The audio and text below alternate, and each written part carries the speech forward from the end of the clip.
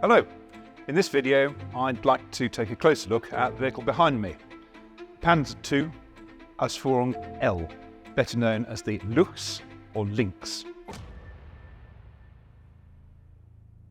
This video has been made possible by our supporters on Patreon, our YouTube members and our super thanks donors. Please join them if you can and support the Tank Museum. And thanks for watching. Now, the first thing to know about this vehicle is it's very, very rare.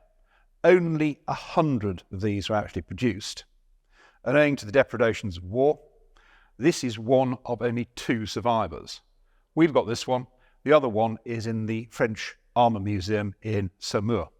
My colleague David Willey has already done Tank Chat number 114 on this vehicle. So what I'd like to look at now are some different aspects to it, and specifically I'd like to take a look inside. As I'm sure you all know, some tanks can look brilliant on the outside, but inside they're a rusted out mess. This one really isn't like that. It's like the crew just shut the hatches and walked away. The Luchs was really a development of the pre-war Panzer II, and that in itself was something of a stopgap. It was a placeholder while better, heavier tanks were built, things like the Panzer III, Panzer IV. Panzer II was designed before the lessons of the Spanish Civil War had been learnt, and certainly the first Panzer IIs were too lightly armoured, maximum of 15mm, and they only mounted a 2cm cannon. Panzer II didn't do very well in the invasion of Poland, and after that it was relegated to use as a reconnaissance vehicle. The problem was it wasn't much use as that either. 40 km an hour, it wasn't particularly fast, and its cross-country performance really wasn't up to much. It was underpowered, it had small-sized, narrow tracks, and probably the final nail in the coffin was the fact the commander also doubled as a gunner rather than concentrating on reconnaissance. After the Polish campaign, the German army realised it did need a tracked reconnaissance vehicle. The wheel platforms they've got simply weren't up to the job. So the task of producing one was handed to 2 companies, MAN and Daimler-Benz.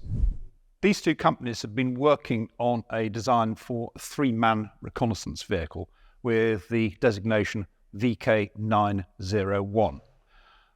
This later morphed into a larger, faster vehicle, VK1301, and that is then transformed into what eventually became the Luchs, VK1303.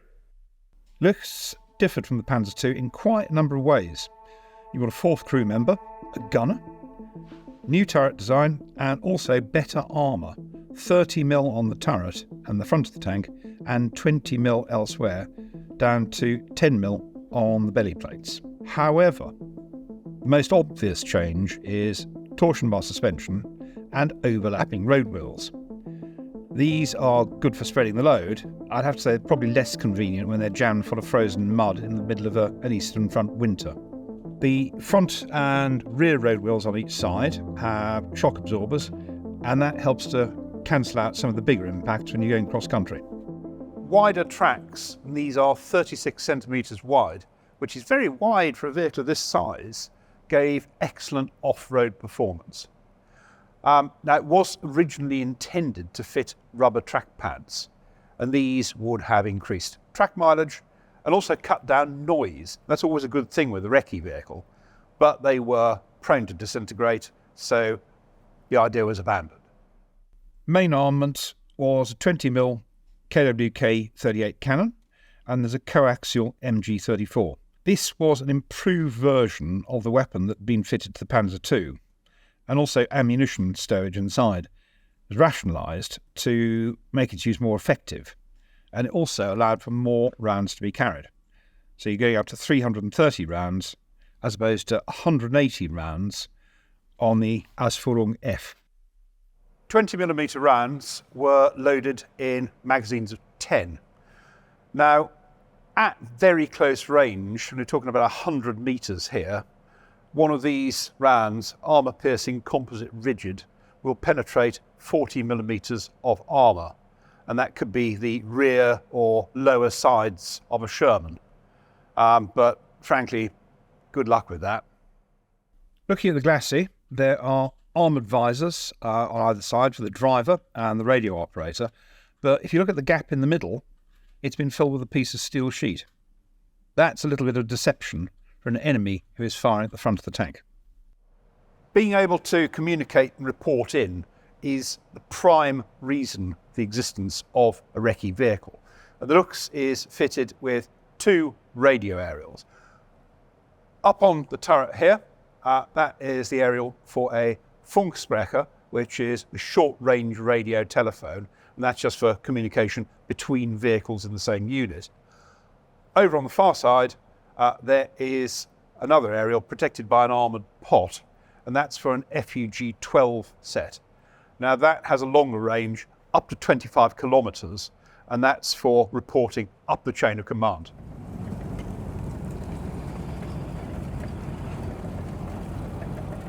We are up on the back deck of the tank, as you can see.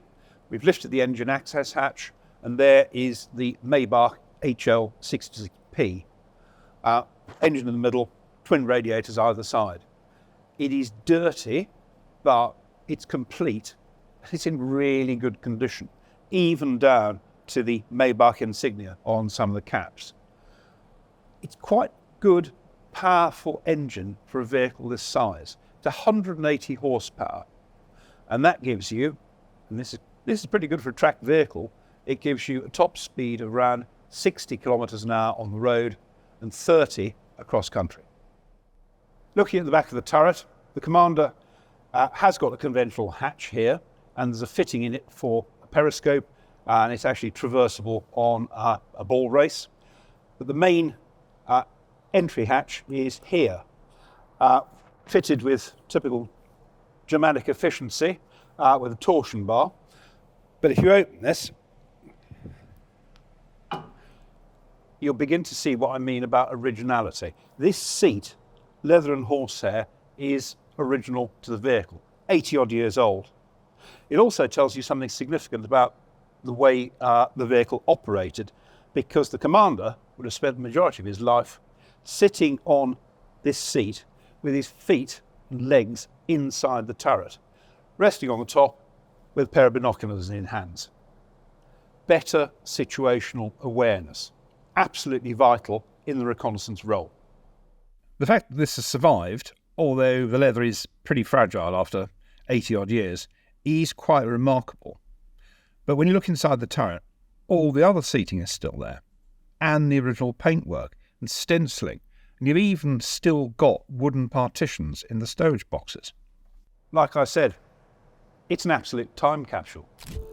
Looking into fighting compartment, I'd have to say there's not a lot of space in there for 4 crewmen.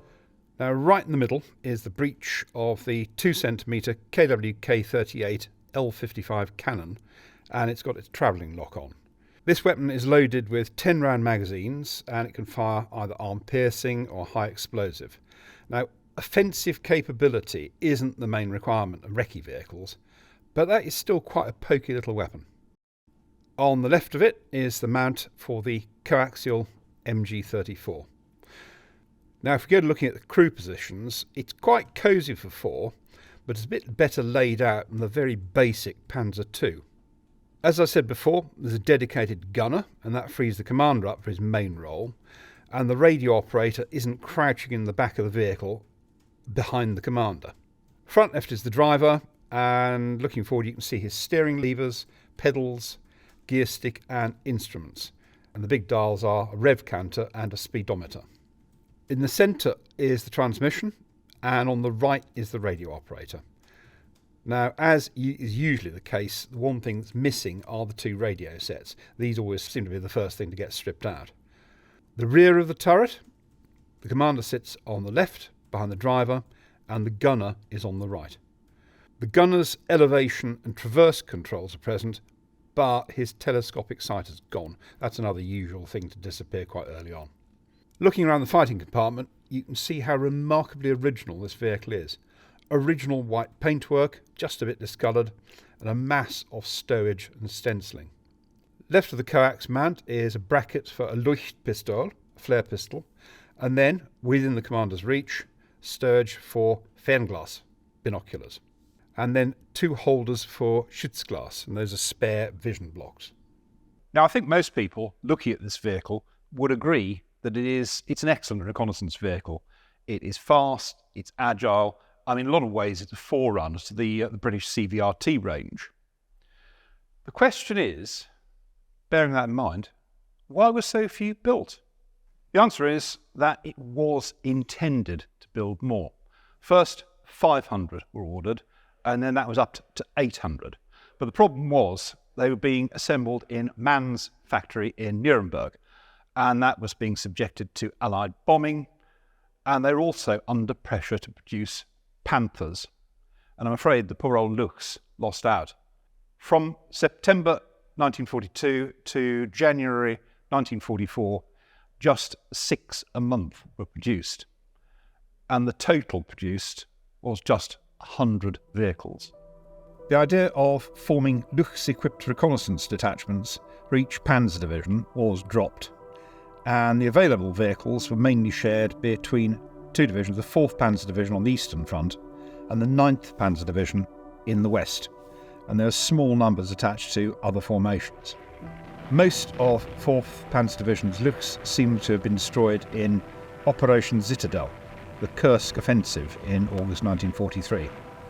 And there's just a handful that survived till the end of the war. 9th Panzer Division had 29 Luchs on its strength at the time of the Normandy invasion in 1944. Most of those were seemingly destroyed in the Falaise pocket. Our example was the 17th built. Its serial number is 200117, and it was captured in Normandy, as was the other survivor in the Musée de Blinde at Saumur. A few years ago, we did debate getting the Luchs running again. Now, that would have been exciting, but it would also mean that we would have to replace parts that have been on the vehicle since it was built, and that would destroy some of the elements of its originality. Now, there is historical value to restoring and running vehicles. It helps us understand how they really worked and how they performed. But the downside is it inflicts wear and tear, and eventually it breaks things. As you've seen, inside this tank, it's a real time capsule. This is irreplaceable. And if we got it running, some of that would not survive. It's a trade-off for each individual vehicle. Now, some of the tanks and AFVs in our collection, we may have more than one example. Some are not as original as they might be, so we can accept the wear and tear. But for this one special vehicle, we have decided to leave this intact, not to disturb the originality and therefore not to run it. Very much hope you've enjoyed this video. If you did, please subscribe, and if you can, please support us on Patreon.